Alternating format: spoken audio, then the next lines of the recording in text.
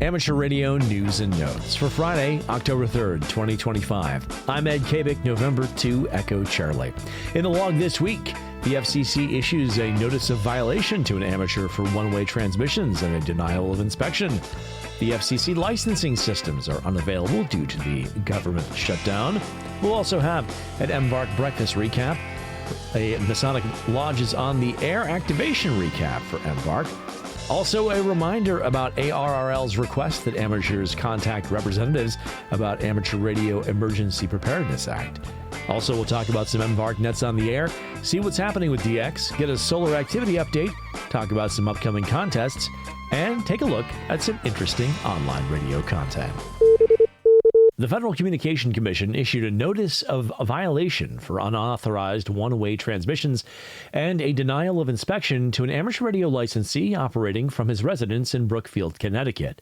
He was reportedly transmitting on 7.200 megahertz with one-way transmissions where he was talking to another station with a made-up call that was not assigned to any licensee in violation of 47 CFR 97.113b. According to the FCC notice, the amateur, quote, admitted to an agent that he was engaging in one-way communication that was neither allowed nor exempted under the rules. Additionally, the amateur reportedly denied FCC agents access to his station for inspection in violation of 47 CFR 97.103c. The 7.200 megahertz frequency is known as a center of activity for bad behavior on the air, and this may be the beginning of enforcement actions to combat this. The licensee has been instructed to respond to the notice within 20 days of its issuance. The FCC filing and more information from the ARRL can be found at links in the show notes. The ARRL reports that the course registration system used by new applicants to get an FCC FRN, which is a requirement for those who wish to take the test and do not already have one, is offline due to the government shutdown. FCC systems went offline around 1 p.m. Eastern Time on Wednesday, so the FCC will not be processing any amateur radio license applications during the shutdown. This includes individual, club, and exam session applications for new and upgrading licensees. The ARRL is discussing continuing to hold licensing sessions temporarily to allow testing without an FRN, and they ask that interested parties keep monitoring the ARRL website for future updates. Further information can be found at links in the show notes. Now it's time for a quick MVARC breakfast recap. Well, last Saturday, MVARC had another big turnout for our monthly breakfast with lots of friendly faces, both new and familiar. Our monthly breakfasts are held on the fourth Saturday of each month, and we hope to see you at the next one. And while we're recapping things, let's recap MVARC's Masonic Lodges on the Air activation. Last Saturday, MVARC participated in its third Masonic Lodges on the Air event from the grounds of Mount Vernon Lodge number 219. And we had a wonderful time on the air with 5 operators getting behind the microphone. Conditions were favorable, and we got 74 QSOs in the log with contacts from Utah to Florida to Nova Scotia. We used a Yaesu FT897 at 100 watts and an N2EC VersaHex antenna. Thanks to the Mount Vernon Lodge number 219 for hosting us once again, and to everyone who joined us both on the air and behind the scenes to make this event so fun and successful.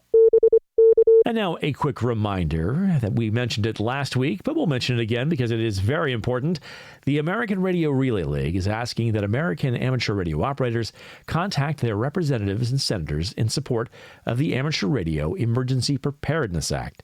The legislation seeks to give amateur radio operators equal rights to those of users for broadcast television antennas, wireless internet, and flagpoles. The bills H.R. 1094 in the House of Representatives and S. 459 in the Senate seek to prevent overly restrictive HOA or homeowners association regulations that prohibit the installation of antennas even when they are placed inconspicuously. The ARRL asks that all amateur radio operators go to send-a-letter.org/HOA, which will allow for a letter to be sent on your behalf to your representative and senators. More information can be found at links in the show notes. And now let's do a quick reminder about some MVARC Nets on the air. Our 2-meter FM net is on every Tuesday at 7 p.m. on the repeater.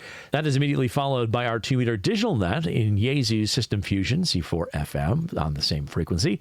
And then on Saturday and Sunday, we have our MVARC Slow Speed CW Roundtable at 7:30 a.m. on 3.565 megahertz CW, where we go about 12 to 15 words a minute or wherever you're comfortable. And that is followed at 8:30 a.m. by the MVARC Cherry Tree Net on Saturday and Sunday, where we have a lively discussion, and you're always welcome to join us at 3.920 megahertz lower sideband. We hope to see you there. And now it's time for a solar activity update. As we go to press, the solar flux index was 184 and the estimated sunspot number was 161, with 9 numbered sunspot regions visible from Earth. Over the last week, the SFI has increased. Solar activity has been at moderate levels recently. The geomagnetic field was at quiet to severe storm levels, and the KP index reached 7 yesterday. The solar wind peaked at 861 kilometers a second. Solar activity is predicted to be moderate, with geomagnetic activity at unsettled to minor storm levels today and at unsettled to active levels this weekend. The chance of solar radiation storms at the S1 or greater level is low at 5% today through Sunday. R1 to R2 radio blackouts are likely in the near term, with a predicted probability of 55% through Sunday. R3 or greater blackouts are unlikely, with a 10% chance predicted today through Sunday. There's a chance of 6-meter propagation, so keep an eye on the band and spotting clusters to be ready the next time the Magic Band does its thing. It remains a fantastic time for amateurs to get on the air and work the world. Good sources of real-time solar information include spaceweatherlive.com and solarham.com. A good overview of conditions can be found at dx.qsl.net/propagation. To see delayer absorption data and associated radio blackouts, go to the NOAA DRAP page. And to see real-time maximum usable frequency and critical frequency information from RadioSON data, go to prop.kc2g.com.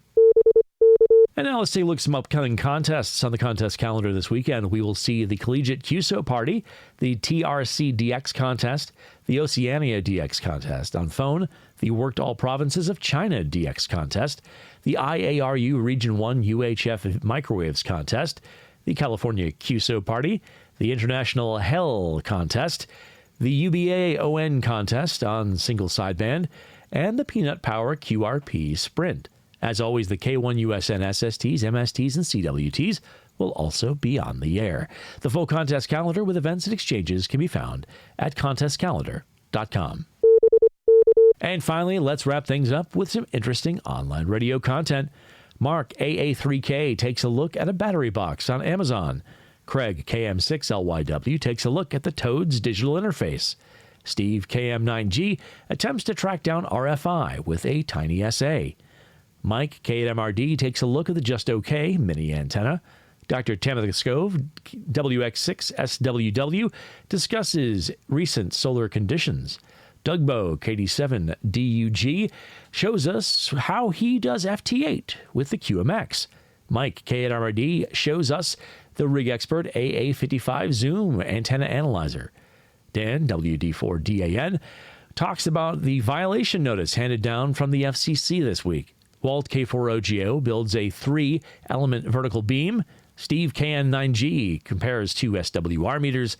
Matt M0DQW tests out the Innav Antennas 2-meter monoband LFA Yagi. Walt K4OGO talks lithium iron phosphate batteries. Hayden VK7HH builds a filter to make a dirty Baofeng clean. Sean W9FFF checks out the Power Pal.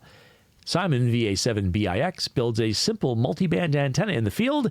And Mike K8MRD shows how his modern Morse QR Zombie CW paddle was made.